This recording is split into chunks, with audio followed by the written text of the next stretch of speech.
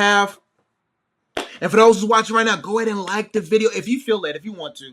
No pressure at all. Like this video so this video can gain some traction and get out to more people and help other people become unstuck mentally and be able to allow their minds to become assets that will help them succeed in their next levels of life. So Nubian Soul Child says,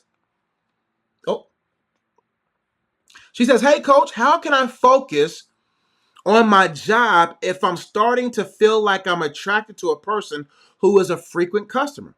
He offered me a ride home and I took it. Now I can't stop thinking of that day. Let me read again. It says, this is the guy I told you about when I wrote his name down as a prank, and the name I wrote down just so happened to be his.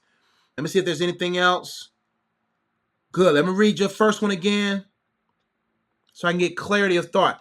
Hey, coach, how can I focus on my job if I'm starting to feel like I'm attracted to a person who is a frequent customer? He offered me a ride home and I took it. Now I can't stop thinking of that day. Well, my friend, the fact that you are distracted from your job and you can't stop thinking about him could be one or two things. Number one, it can be that you have a deep longing for a relationship, or you have a low self-esteem to some degree, or you're struggling with contentment in your current season of your life, which will cause you to think about this too long. So it could possibly show that you have gone long periods of time without growing your relationship with God and investing in it, growing your relationship with yourself and investing in it, growing in your purpose and investing in it, because those should have a greater powerful pull on you than this individual. Now, if you're just working a job and you're not really leveraging that job to turn your dream job into your main job, then my friend, you could be purposeless, pursuitless, if you will.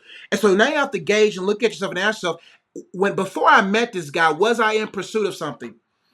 Because if you're easily removed from a pursuit, or you don't have a pursuit, then you could be demonically pursued to be so distracted and could possibly be in a very dangerous situation. Because we don't know this guy, and you don't want to put yourself in a position where you're frequently with the individual that you don't have the discernment to discern. Now, if your relationship with God is poor, you can't trust your judgment. So if on a scale of 1 to 10, you and God are a 6.5 or below, then you can't trust your judgment with this fellow. Okay? Because it will bring sorrow today or tomorrow, eventually.